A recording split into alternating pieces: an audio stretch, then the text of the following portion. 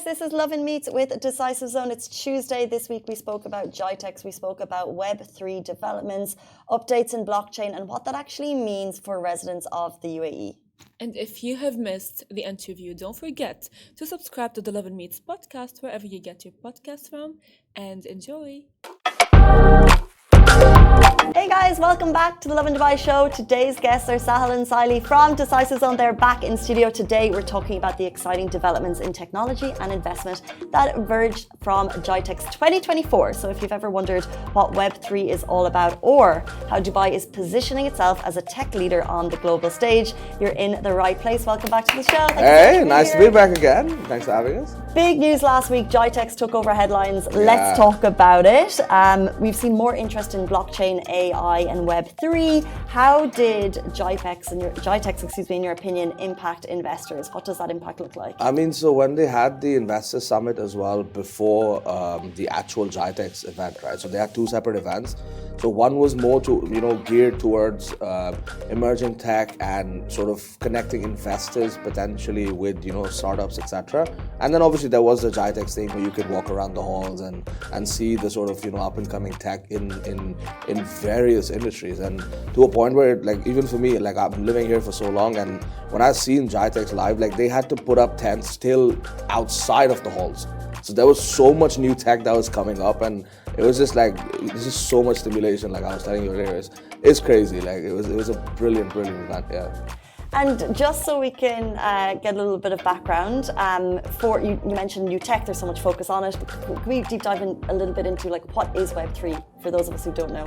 So Web3 essentially is anything to do with, when we talk about Web2, it's like the traditional browsing, when we have, I don't want to go into too much detail, it's probably a very confusing concept, but it's like a starting point, then, detail essentially gets packaged into, a different protocol and then gets converted over on the other side.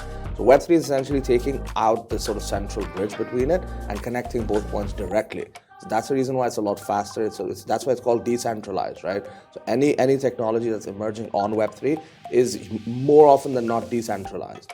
So that's basically, if you want to put it in layman's language, you would say it's like the new intervention of internet, and it's basically built on blockchain. Okay. Yeah. I mean that works. Yeah. Yeah, to put it in an easy way. And key figures coming out of GITEX, they're saying there was $1 billion raised. How would this money affect the future of blockchain and AI in Dubai? Oh man, it's a bonkers number to even imagine, to be invested over the span of 6-7 days that it was. I mean, the GITEX and the summit and all of that. Thinking about $1 billion.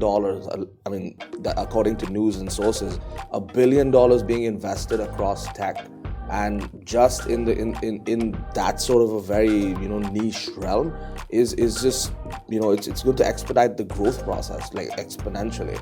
You know what I mean? You're going to be seeing 2, 5, 10x growth in the field, and obviously that can be applied across different emerging industries as well, and also existing industries, because the science is what that's what they're investing in, and then how you translate that science over to different industry, it's very interesting to see. I'm excited. Yeah, true. Even I feel like if you would have attended GITEX, what you would have seen is more than 6,500 exhibitors were there, and most of them were from outside UAE. So they are potentially planning to set up their business in Dubai. So you can expect a lot of tech giants to come here in Dubai, and there would be a lot of opportunity for collaboration and fostering a lot of things. Definitely. It's beautiful. Yeah. And so you're both down there. What do you think really stood out? For example, your residents, you've both been here for a number of years. Do you think, people seeing it for the first time, what would have stood out to them if they saw GITEX for the first time? Honestly, if you ask me, I have attended GITEX last year as well, but this time when I went there, I was surprised too. Because there were things which were similar even last year, but this year they have taken it to next level. Like if you talk about, there was one specific stand, they had a separate stand which was for the government bodies, you talk about Dubai Police or Abu Dhabi Police. They have made cars. If you see the cars, you would go crazy.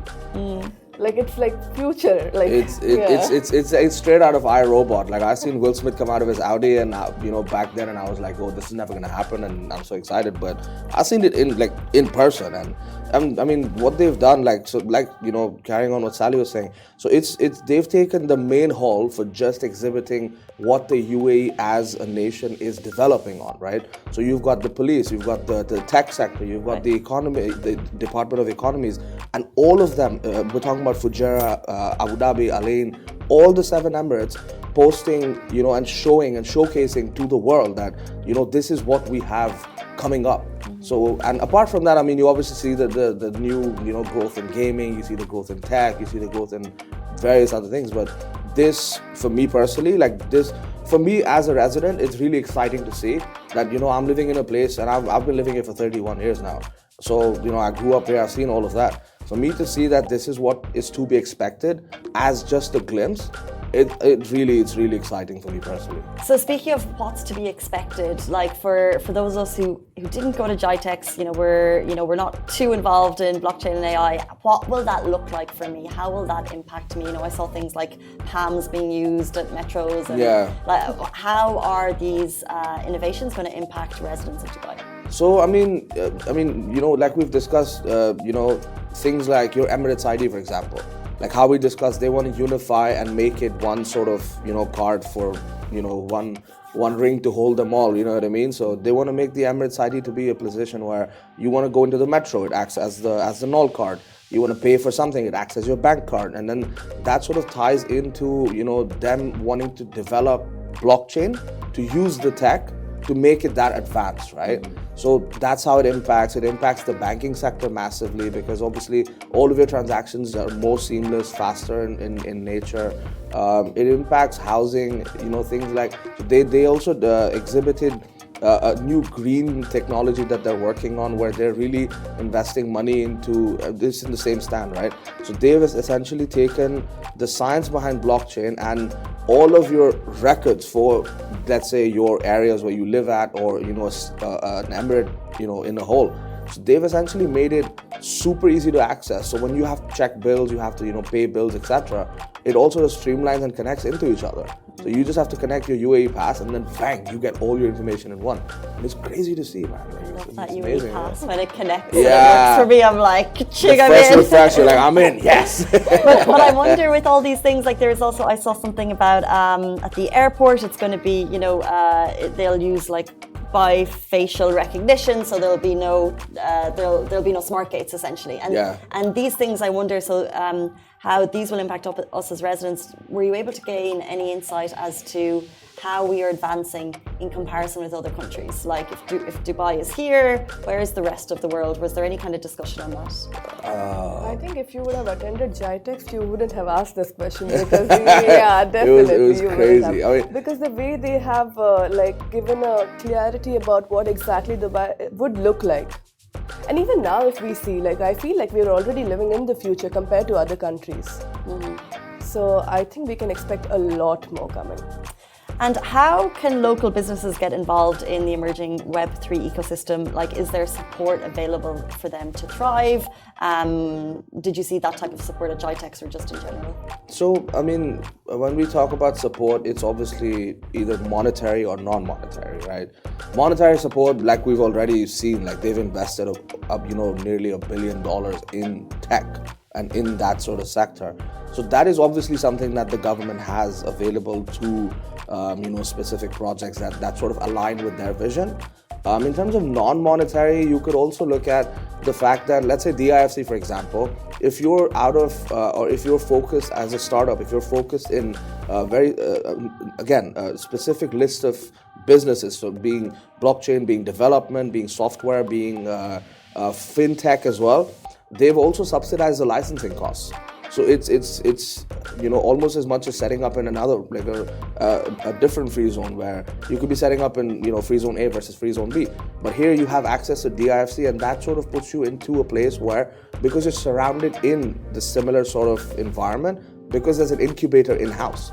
You know what I mean? So like that sort of helps out a lot in terms of non-monetary support for startups as well. Yeah. I want to jump quickly into licensing for crypto, because while I have you here, we may as well get that. It's always such a key topic that people want to ask about. Yeah. So are there updated cryptocurrency licensing frameworks in Dubai that Decisive Zone is aware of and that could help people with? So for crypto, when we look at, there is an authority called VARA, and the guidelines are pretty clear about it. Compared to other countries, if you see, a lot of countries don't even recognize cryptocurrency. But when you talk about Dubai specifically, I mean UAE in general, the guidelines to set up the business is also pretty clear. So people understand what is exactly expected. So it would be easier to set up a business in Dubai rather than going for any other part of the world when we look at cryptocurrencies. And what are the benefits, I guess, for businesses and startups to do so? So if you're moving a crypto business out of another place in the world, right? So you have access to the banking sector that's really streamlined and still settling in with the idea of crypto. So you're essentially getting in at the low point, and then by the time it scales up and by the time regulations are sort of in place and fully in check, you're already in the ecosystem, right? So you're used to it, you're using it, etc. That is the benefit. Obviously, your corporate tax benefits are a major, plus point, because if you're dealing in, let's say, pennies to the dollar and you're trading that volume, right, 9%. If you compared to, let's say, Eastern Europe, it's 17%, right? If you're talking about Scandinavia, you're talking about upwards of 55%. So even if you're saving, you know what I mean? Like, you're still paying 9%, but when you look at the flip side, you're saving about 46% in terms of, the pennies that you're earning per trade. So when that sort of adds up, it's a snowball effect, right? So personally speaking, the infrastructure that Dubai has built and, things of that nature, that's obviously a plus. But in real business terms, I feel like this is a very, it's a big, huge plus point. 100% agree with you. Before you leave us, for both of you who are at GITEX with Decisive Zone, what were your key takeaways from the event?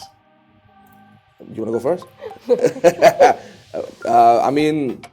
To be very honest, it sort of shows you the demand and the sort of buzz that Dubai as a nation, right, or UAE as a nation has created around the world. Because when people used to look at Dubai, let's say 40 years ago, when they show comparison pictures on Instagram and things, and you see that from a nation that was there to this point, and to be able to generate a buzz that's of such a huge volume, right?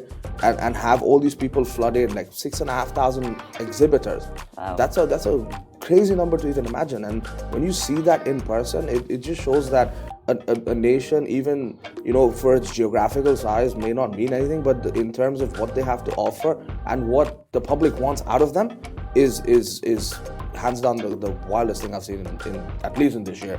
I'll be honest. There were, I think, more than 180,000 visitors just to attend the event, so it was like a huge thing. And if you look at like I told you, the exhibitors who were exhibiting the stalls and everything, the way they were promoting, I think we can expect a lot more coming very soon in Dubai. Yeah. It's such an exciting time to be in Dubai, and if you're interested in business setup, these are the guys to talk to. Decisive Zone, thank you so much for coming back. If anyone is interested in any of the topics that we spoke about, if they want to know more, or if they have general questions for Decisive Zone, how can they get in touch? Obviously, Google us. Like I always say, we're on Instagram at decisivezone.ae. Get in touch with Sally or myself, and we'll take care of you. Thank you so much, guys. Have a lovely day. Thanks for having us. Absolutely. That brings us to the end of the show. We're back here on tomorrow morning, same time, same place. Bye-bye.